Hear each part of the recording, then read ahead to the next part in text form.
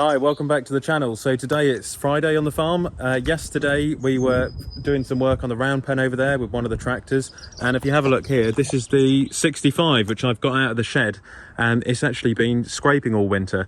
So for those of you who don't know, we bought this a couple of years ago.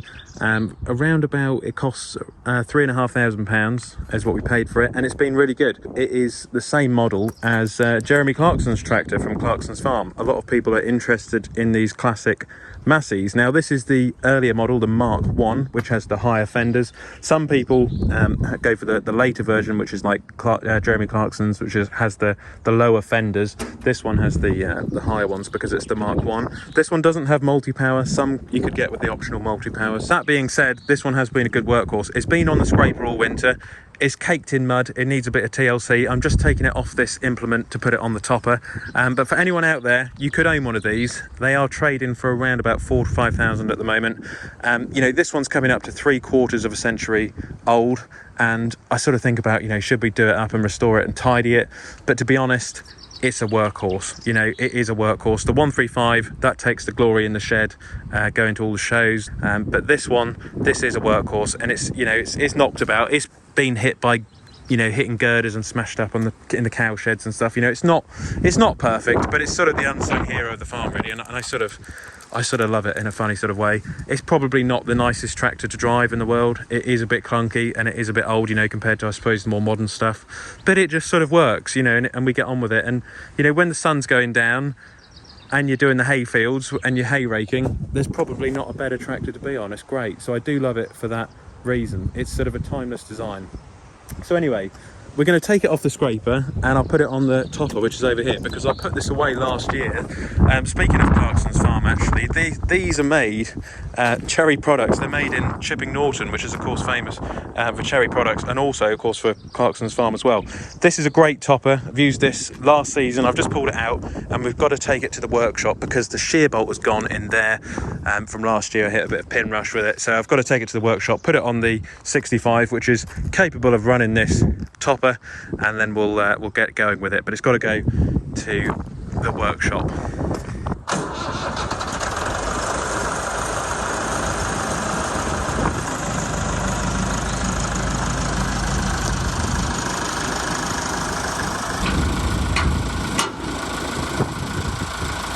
Right, we'll be away now. Of course, the 65, not famous for its rear linkage, not the fastest in the world, but it does the job. Yeah, so we've got to take the PTO shaft off in order to repair the shear bolt in there, which is broken at the moment, sheared off. So find the plug, the little button. Good. So if we unclip the chain. Right, now that's the replacement shear bolt. Now, some people of course will say, you know, shear bolts are a bit of a faff, but that being said, they do prevent a lot of damage which could potentially be done if you didn't have a shear bolt on your PTO shaft. So they're preventative maintenance in a way because they stop other things from going wrong, i.e. the gearbox on your tractor, the PTO gearbox, or the transfer box on your machine for the PTO, like on the topper. Just saves a lot of wearing parts. So just one of those things. They do go now and then. Sometimes when you hit a hard spot, one of those things. Just with the grease gun, it'll make a big difference. It's going a lot easier. It'll help to reduce the wear. Going to do some topping.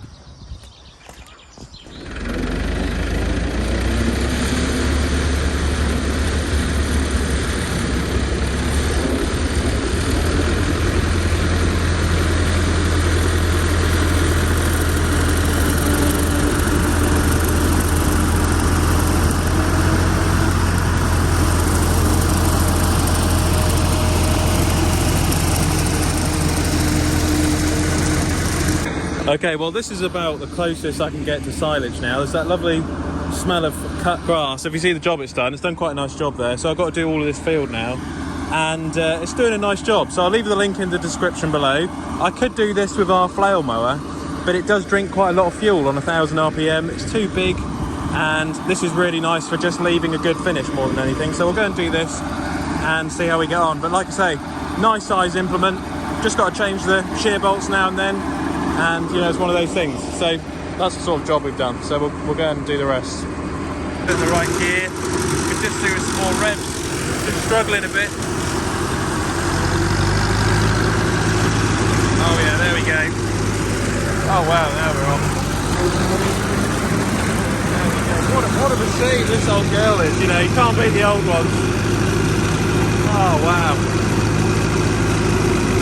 It's a great old tractor, this one, it really is. Turn that down a bit. That's 540.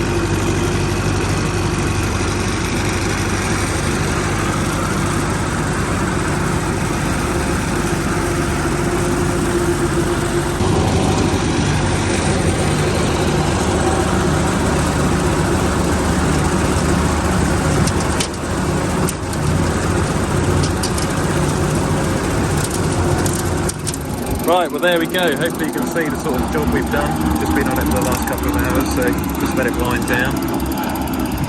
But, just tidied it all up really. So starting to get the place in some sort of order, I guess. But it's left it like almost like a bit like a football pitch, you know.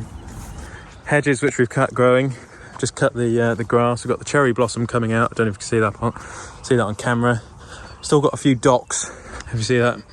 A few docks I've got to pick off with a weed viper. I've got some broadleaf herbicide to deal with them.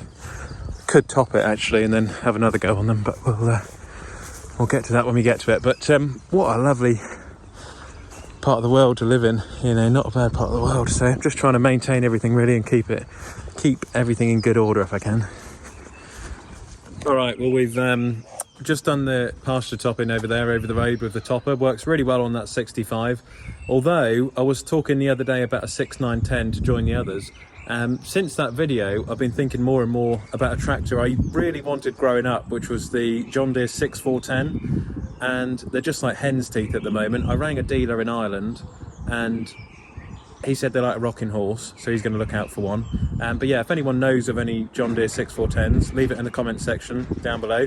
And behind me here is my trusty Land Rover, which has now all been repaired. I did it all the other day. It's got a new battery thanks to Cramp, and it's also got I also greased up the prop shaft, and it's got some brake pads which are on order to replace the current ones which are on their way out. I also had to take the prop shaft out just to change the angle of the grease nipples, but that is how you keep these old prop shafts going apparently, is if you keep them greased up as much as possible. So touch wood, this Land Rover is running pretty well now. Also, as you can see, put the seats back in, it's all good. So hopefully it'll be good to go for a little while longer yet. And then I've got a welder in here at the moment, which I picked up the other day. This is a miniature welder, GYS Smart MIG.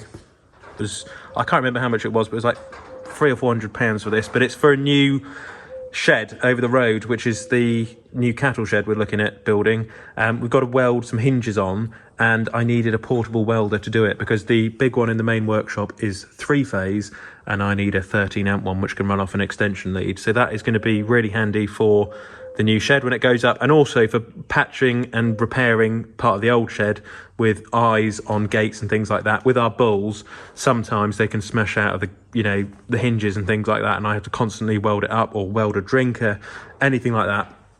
Really, really important. There's my axle stands I picked up the other day. Amazing for the John Deere, although some of them can't reach the axles on the 6930, so I've actually started cutting up sleepers. I'm going to a reclamation yard over the weekend to pick up some more sleepers, and I'm going to stack up loads of sleepers because that's how I'll reach the axles safely. So that is going to work out pretty well. Also picked up a trolley jack for the Land Rover and for the Polaris. That has been really good. It's a 3-ton model, and it is really, really...